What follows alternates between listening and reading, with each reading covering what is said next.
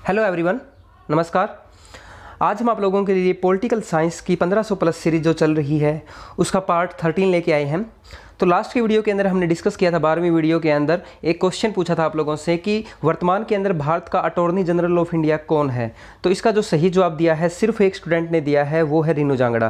तो के वेणुगोपाल हैं, इनका सही आंसर है बिल्कुल। तो आप भी कोशिश किया करें भाई, आपको जवाब पता है या नहीं पता तो आप गूगल कर लिया करें, तो वहाँ से आप जवाब देने की कोशिश किया करें, क्योंकि आप गूगल करके भी जवाब दोगे ना, आपको देखो अपने जवाब जो भी आप आंसर करते हो, आप कहीं से भी करते हो, तो फिर आप कमेंट सेक्शन के अंदर जो एक बार आप आंसर करोगे ना, तो आपको वो लंबे टाइम तक याद रहेगा। तो कोशिश किया करो। आज की वीडियो का जो क्वेश्चन है ना, उसका ओपन चैलेंज है। मेरे ख्याल से कोई बच्चा जवाब नहीं दे पाएगा, फिर भी कोई बच्चा जवाब दे पाएगा तो सिर्फ वही बच्चा जवाब दे पाएगा जिसने थ्योरी क्लासेज देखी होगी और अच्छे तरीके से देखी होंगी। थ्योरी क्लासेज उसने, मैं ये नहीं कहता कि हम मेरी ही थ्योरी क्लासेज देखी होंगी, थ्योरी क्लासेज किसी की भी देखी हो, चाहे वो हायर लेवल की थ्योरी क्लासेज देखी हो, तो वही बच्चा जवाब दे सकता है। हर कोई बच्चा इसका जवाब नहीं दे सकता। क्वेश्चन क्या है, क्वेश्चन को थोड़ा ध्यान से सुनिएगा। क्वेश्चन मैंने पूछा है आज की वीडियो का, अतारांकित पर्सन के संदर्भ में, ठीक है।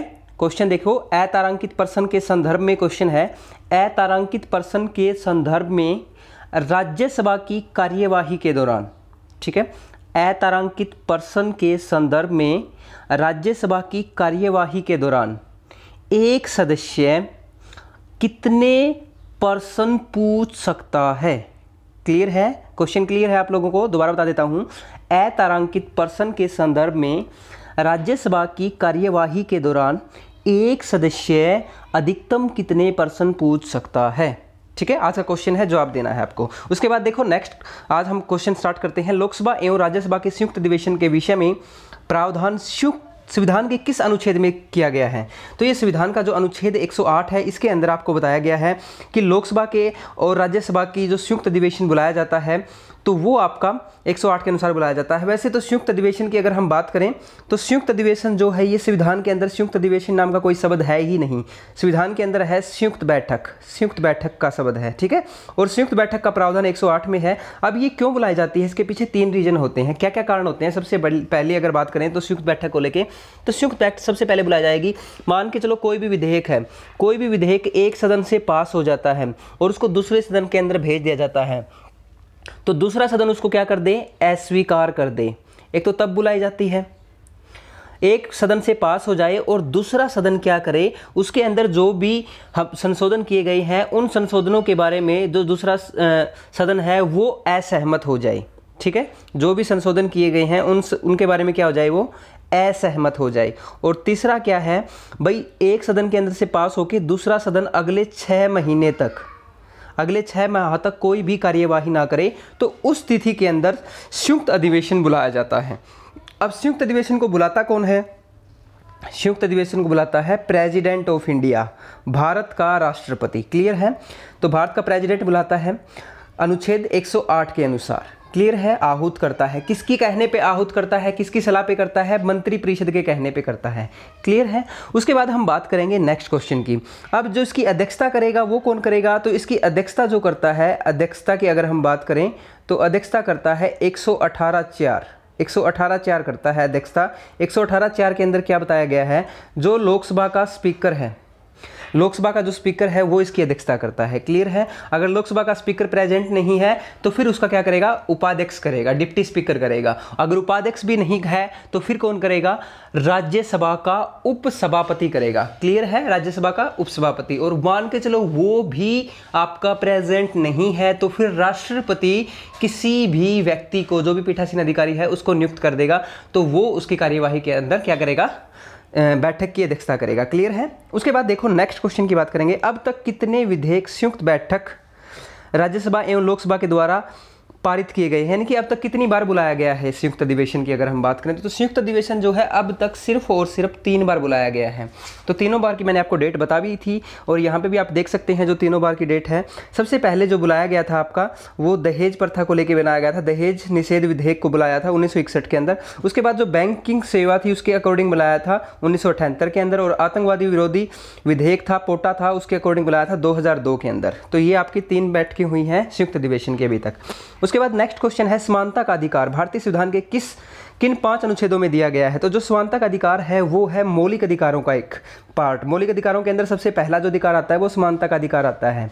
समानता का अधिकार जो है भाग 3 के अंदर है, और भाग 3 के अंदर जो अनुच्छेद है वो है 14 से 18। तो इसके अंदर आपका वर्णन मिलता है समता या समानता का अधिकार। क्लियर है। उसके बाद है लोकसभा का कार्यकाल किस परिस्थिति में एक बार में कितने समय के लिए बढ़ाया जा सकता है। जो इमरजेंसी लगती है, जब नेशनल इमरजेंसी लगती है उस दौरान क्या होता है आपका आपातकाल की स्थिति के अंदर एक बार में 1 वर्ष तक बढ़ाया जा सकता है। और ऐसा कभी हुआ है? बिल्कुल हुआ है। आपने 5वीं लोकसभा का कार्यकाल देखा होगा, उसको बढ़ाया गया था। ठीक है, ज़्यादा हम बात नहीं करेंगे इसके बारे में क्योंकि बार बार हम डिस्कस कर चुके हैं। फिर देखेंगे नेक्स्ट क्वेश्चन। उसके बाद है राज्य के नीति निर्देशक सिद्धांतों में से किस अनुच्छेद का संबंध अंतर्राष्ट्रीय शांति और सुरक्षा के संवर्धन से है। तो अंतर्राष्ट्रीय शांति और सुरक्षा के संवर्धन से है नीति निर्देशक तत्वों के अंदर। नीति निर्देशक तत्वों का जो अंतिम अनुच्छेद है 51, ठीक है, तो अनुच्छेद 51 के अंदर है अंतर्राष्ट्रीय शांति और सुरक्षा। ये वेरी वेरी इंपॉर्टेंट है अभी, अंतर्राष्ट्रीय शांति और सुरक्षा, अंतर्राष्ट्रीय शांति और सुरक्षा अनुच्छेद 51 बहुत बार एग्जाम के अंदर पूछा जाता है ये। ठीक है, उसके बाद नेक्स्ट क्वेश्चन है किस अनुच्छेद को, ठीक है, उसके बाद कहा गया है किस एक अधिकार को डॉक्टर BR अम्बेडकर ने संविधान की आत्मा कहा है। तो संविधान की आत्मा कहा है संवैधानिक उपचारों के अधिकार को अनुच्छेद 32 के अंदर मौलिक अधिकारों के अंदर कहा गया है। ठीक है, संविधान का हृदय या संविधान की आत्मा कहा गया है। अगर इसी के दौरान जैसे आपके मौलिक अधिकारों का हनन होता है तो आप न्यायालय की शरण ले सकते हैं, चाहे वो हाई कोर्ट हो चाहे आपका वो सुप्रीम कोर्ट हो। नेक्स्ट क्वेश्चन की तरफ चलेंगे। कौन सा प्राधिकरण भारत की समेकित निधि में से राज्यों का राजस्व का सहायता अनुदान देने वाले सिद्धांतों की अनुशंसा करता है। तो वित्त आयोग करता है। ठीक है, वित्त आयोग, फाइनेंस आपका जो आयोग होता है आपका वित्त आयोग। ठीक है, उसके बाद हम बात करेंगे फाइनेंस बिल के बारे में बाद में बात करेंगे फाइनेंस बिल क्या होता है आपका। उसके बाद देखो भारत की पंचवर्षीय योजना, तो पंचवर्षीय योजना जो होती है अंतिम रूप से अनुमोदित की जाती है, किसके द्वारा की जाती है? ये NDC के द्वारा की जाती है, नेशनल डेवलपमेंट काउंसिल, राष्ट्रीय विकास परिषद के द्वारा की जाती है। क्लियर है। और इसका अध्यक्ष कौन होता है भी? राष्ट्रीय विकास परिषद की अगर बात की जाए तो राष्ट्रीय विकास जो परिषद होती है इसका अध्यक्ष होता है आपका प्रधानमंत्री। क्लियर है, प्रधानमंत्री। अब देखो मैं कुछ आपको ऐसे क्वेश्चन बताऊंगा जिसका अध्यक्ष प्रधानमंत्री होता है। कुछ ये क्वेश्चन जो ऐसे हैं आपके एग्जाम्स के अंदर आपने इकट्ठे सारे ना देखे हो कहीं, लेकिन मैं आपको बता देता हूँ भाई जिस चीज़ का अध्यक्ष होता है। जैसे NDC है आपका नेशनल डेवलपमेंट काउंसिल यानी कि राष्ट्रीय विकास परिषद, इसका अध्यक्ष होता है प्रधानमंत्री। क्लियर है। उसके बाद योजना आयोग जो था, योजना आयोग, ठीक है, इसका अध्यक्ष भी कौन था? PM होता है। उसके बाद इसकी जगह पे अब कौन सा बनाया गया है? नीति आयोग, नीति आयोग, ठीक है, NITI नीति आयोग, इसका अध्यक्ष भी कौन है भाई?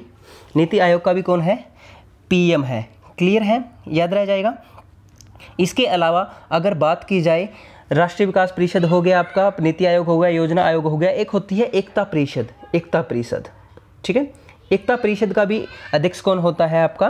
प्रधानमंत्री होता है। एक होता है अंतर्जातीय परिषद, इसका भी अध्यक्ष कौन होता है? अंतर्जातीय का प्रधानमंत्री होता है।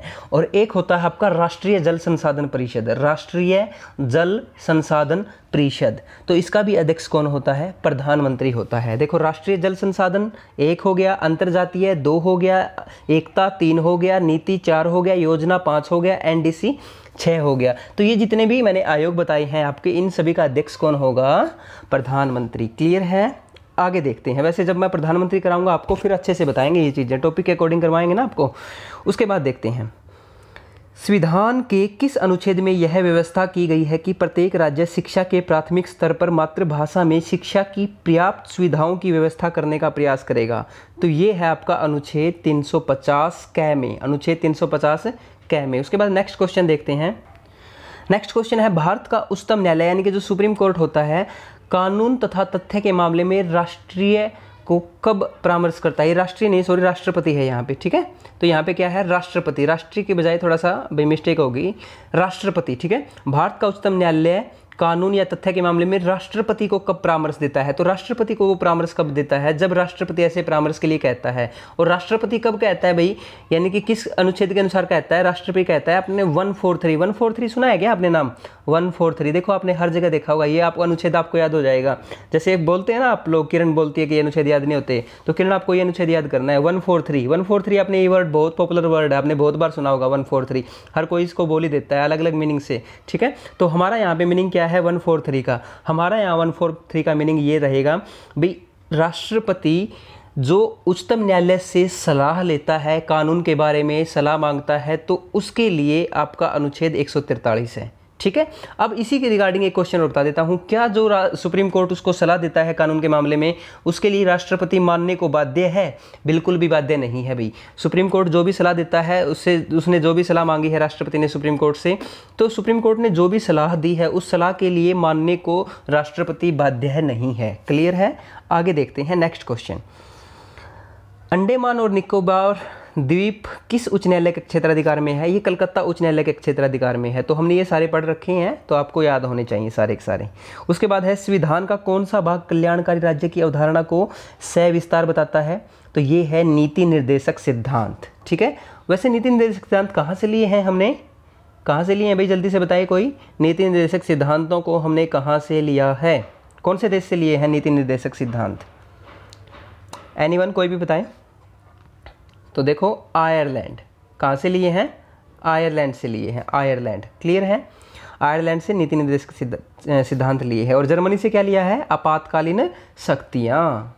आगे देखते हैं। उसके बाद देखो, भारत के संविधान में कहा गया है कि भारत की संसद के 3 अंग होते हैं। तो इसके 3 अंग कौन कौन से होते हैं भाई? मैंने आपको बताया था जब पॉलिटी की आपको पहली वीडियो बताई थी ना, तब बताया था मैंने। सबसे पहला जो इसका अंग होता है वो कौन सा होता है? एक होता है राज्यसभा, दूसरा होता है लोकसभा, और तीसरा जो इसका अंग होता है वो होता है राष्ट्रपति, ठीक है। राष्ट्रपति यानी कि राज्यसभा, लोकसभा और राष्ट्रपति, ये इसके 3 अंग होते हैं। क्लियर है? उसके बाद देखते हैं आगे। भारत की संप्रभुता, एकता और अखंडता को क्षुण्ण बनाए रखने अथवा उसकी रक्षा करने का प्रावधान किया गया है। तो ये कहाँ किया गया है? संविधान की प्रस्तावना के अंदर किया गया है, ठीक है। याद रखेंगे, इंपॉर्टेंट है। किस अवधि में लाल बहादुर शास्त्री भारत के प्रधानमंत्री रहे हैं? तो ये जो लाल बहादुर शास्त्री प्रधानमंत्री रहे हैं भारत के 1964 से 66 के दौरान रहे हैं। क्लियर है? उसके बाद देखो, संविधान सभा के गठन की मांग सर्वप्रथम 1895 ईस्वी में किसके द्वारा की गई थी? तो ये लोकमान्य बाल गंगाधर तिलक के द्वारा की गई थी। याद रखिए, लोकमान्य बाल गंगाधर तिलक सबसे पहले संविधान सभा की मांग उठाई गई थी इन्होंने अलग से, ठीक है। फिर हम बात करेंगे पंचायती राज व्यवस्था को किस संशोधन द्वारा संवैधानिक दर्जा प्रदान किया गया? तो अब देखो, ये 73वां संविधान संशोधन है जिसके द्वारा पंचायती राज व्यवस्था को संवैधानिक दर्जा मिला। 73वां संविधान संशोधन के बारे में आपको बता देता हूँ थोड़ा सा। जो 73वां संविधान संशोधन आपका पंचायती राज व्यवस्था से संबंधित है, ये तो आपको पता ही चल गया। अब इसका जो वर्णन मिलता है वो संविधान के भाग 9 में मिलता है, ठीक है। संविधान के भाग 9 के अंदर मिलता है, ठीक है। और अगर आपसे पूछा जाए आर्टिकल कौन सा है, अनुच्छेद कौन सा है, अनुच्छेद कौन सा है भाई? मैंने आपको थोड़ी देर पहले कौन सा याद करवाया था अनुच्छेद? आपको आज 143 करवाया था ना, 143। 1 के बाद आज याद कर लेना, 1 के बाद आज कर लेना भाई 243, ठीक है। 243 243, ठीक है, याद रह जाएगा। 143 243। क्लियर है? 143 मैंने क्या बताया था? सुप्रीम कोर्ट सलाह देता है किसको? राष्ट्रपति को, कानून के बारे में। और 243 किसके बारे में है? पंचायती राज व्यवस्था के बारे में, ठीक है भाई। जहाँ पे आपके सरपंच का चुनाव होता है, सरपंच के चुनाव के बाद मेंबरों का चुनाव होता है, ये सारी चीज़ें होती हैं आपकी पंचायती राज व्यवस्था में। याद रह जाएगा ना 243। अब देखो 243 के अंदर कौन कौन से पार्ट हैं? 243 की अगर बात करें तो अनुच्छेद है 243 के अंदर कै से लेके अणय तक, ठीक है। कै से लेके अणय तक कुल 16 अनुच्छेद हैं यहाँ पे। तो टोटल कितने अनुच्छेद हैं? 16 अनुच्छेद हैं, ठीक है। तो याद रखेंगे आप 73वां संविधान संशोधन के बारे में। क्लियर है? इतना काफ़ी रहेगा 73वां संविधान संशोधन के बारे में। उसके बाद हम बात करेंगे नेक्स्ट क्वेश्चन की।